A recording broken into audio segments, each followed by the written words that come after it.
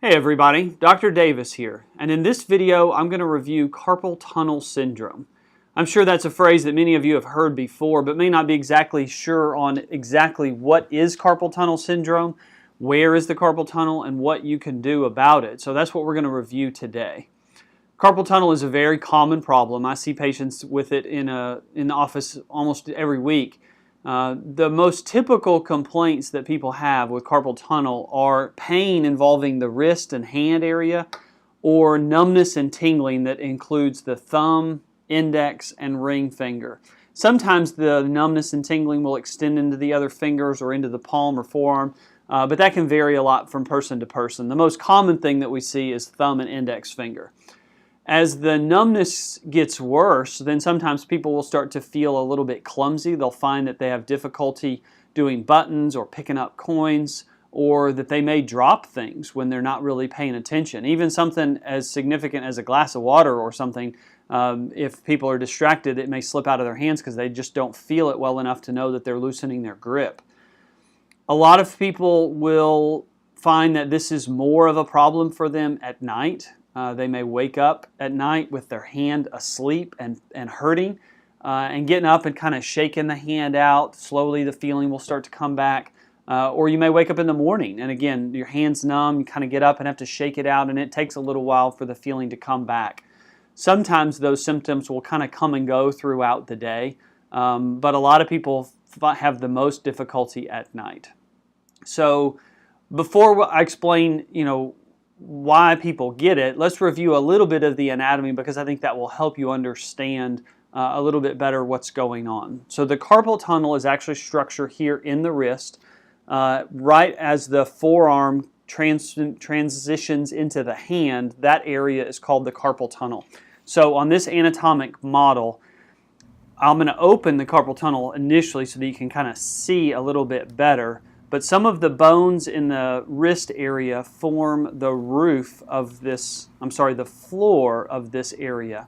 And then there's two side walls that are also made out of bone. So essentially you end up with kind of a canyon of bone, and lying in that canyon are the tendons that help you move your fingers and one of the nerves that goes out into the hand, specifically the median nerve. That's the one that is affected in carpal tunnel syndrome.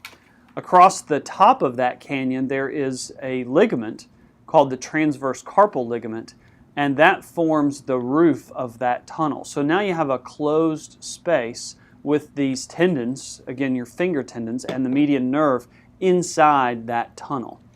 So a couple of things can lead to problems in that setting. Number one, and probably the most common thing that we see, is that those tendons get a little bit irritated. And when they get irritated, they swell slightly. Well, if you have a closed space and the structures inside swell, now there's more pressure, and the nerve gets irritated by that excess pressure. And that can cause pain, but it can also cause the numbness and tingling that people will experience with this. The other problem that we see is that the roof of that carpal tunnel, the ligament, is supposed to be a little bit flexible, and in some situations it can start to get stiffened and hard, and so then it doesn't give as much, and that can also lead to irritation of that median nerve. So what is it that people do that actually leads to carpal tunnel? Well, we don't know completely, but there's several patterns of activity that we see that we associate with carpal tunnel.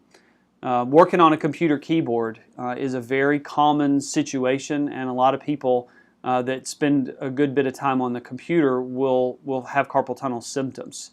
One of the things that we think can cause that is resting your hand on a hard surface. That pressure just leads to irritation if you do it for a long period of time. So one of the ways that people have come up with to try to deal with that are these gel pads that you can attach to a mouse pad, so that as you rest your hand on it, that gel is softer than the hard desk, and sometimes that leads to less irritation.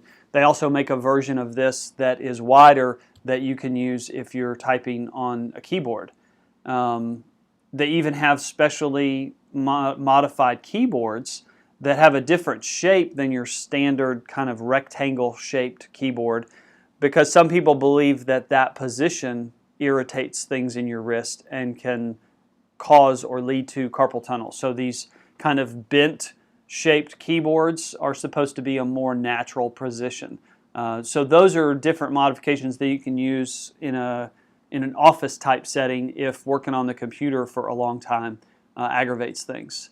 Particularly for the people that have symptoms at night, you can use a wrist splint. So this is something that you could probably find at any kind of pharmacy or maybe even a sporting goods store. So it's just got some Velcro straps and you slide it on. The thumb has its own special little hole so that your hand is not completely, and this one's actually too small for me, but that's how it fits. There is a hard bar of metal in there that gives you some support. Some people will remove that bar, so this one just slides out like that, and it makes it a little bit more flexible. You still have some support, but it's not as rigid, and then if the symptoms start to flare back up, you can just slide that bar back in. So this is a pretty simple option. In the office we have braces that we use all the time, and this one is a little bit better padded than that one. It's probably a little bit more comfortable. So if you find that you're having to wear this regularly throughout the day, so someone who works on a computer all day might find that that introductory level brace is not real comfortable as the day goes on. This is another option.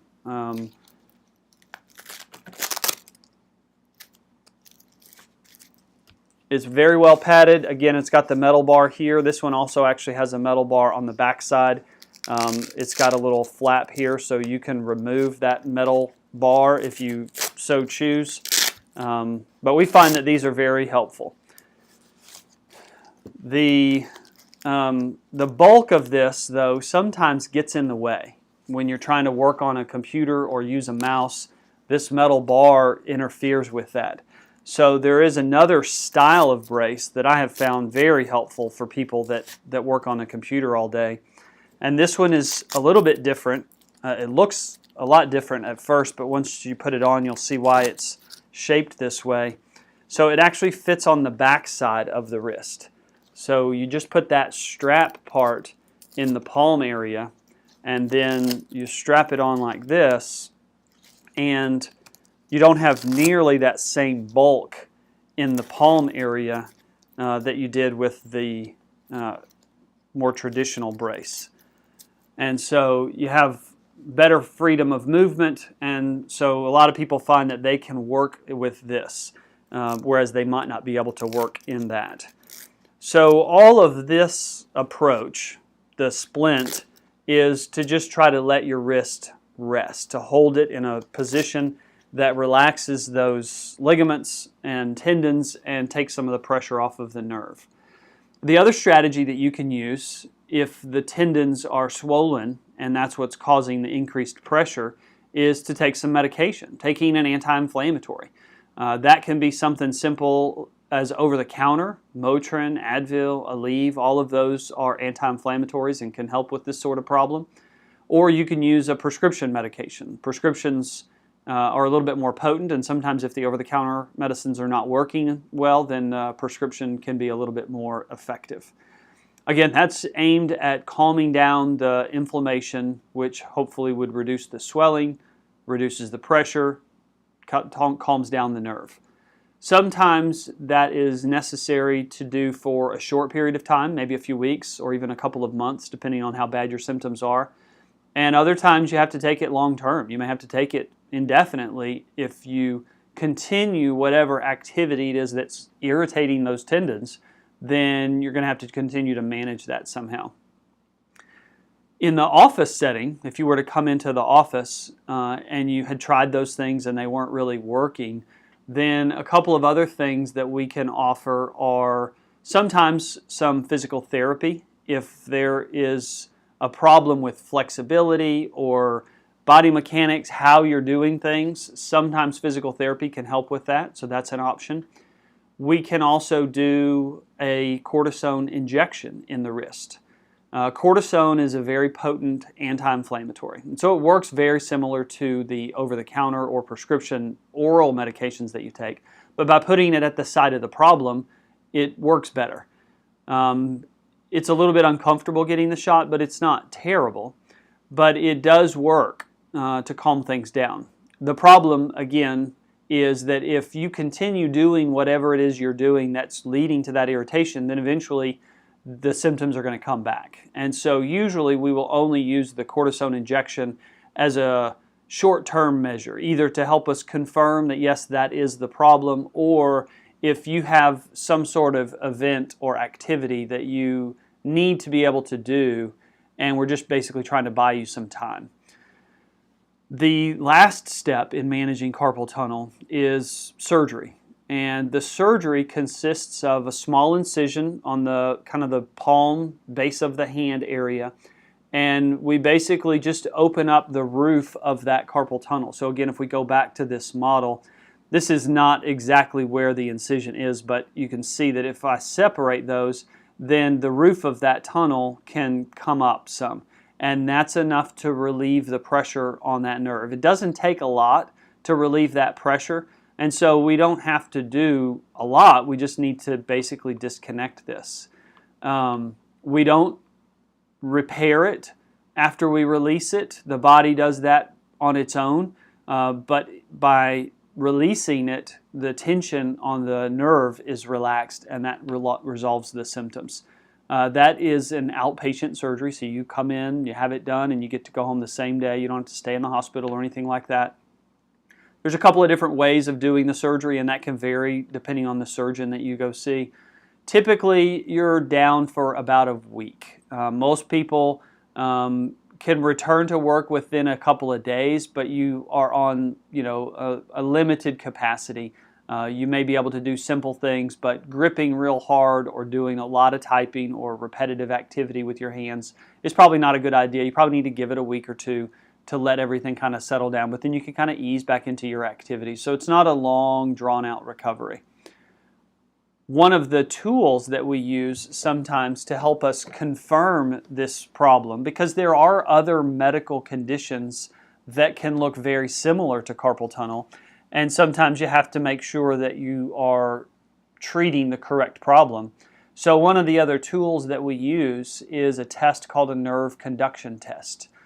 A nerve conduction test is actually testing the function of the nerve. Most of the tests that we think about, whether you're talking about a blood test where you take a sample of blood and send it to the lab and they measure what's in the blood and they can give you a number basically, or imaging tests where you take an x-ray and you're actually looking at the bones, or you take an MRI where you're actually looking at the soft tissues that are visible on an MRI.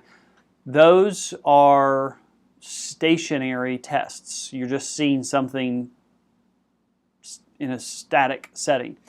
With a nerve conduction test, you actually test the function of the nerve. So it's almost like if an electrician were to come to your house and test a circuit to see if you're getting electricity to a certain outlet.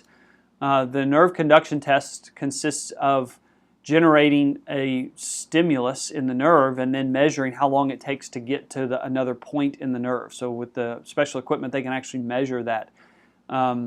And so we usually will send you to a neurologist to have that test done because they perform those tests. And that, again, that's an outpatient test. It takes maybe an hour or so to get the test done. But if the nerve conduction test shows a problem where the nerve is functioning normally above the wrist and then it is abnormal as it goes across the wrist, then that helps confirm that yes, the wrist is the site of the problem. And so that's very useful if there's any question. Most of the time in the office we can tell by our physical exam and the symptoms that people are complaining of, but if we're not sure, then the nerve conduction test is very helpful to confirm that. So I hope that was helpful, at least shed some light on what carpal tunnel syndrome is and what you can do about it. If you have any questions, feel free to call my office. I'd be happy to have people come into the office for a one-on-one evaluation, and we can confirm that that is indeed the problem, and then help guide you through what's going to be most effective at resolving the symptoms. Hope you enjoyed it. Have a great day.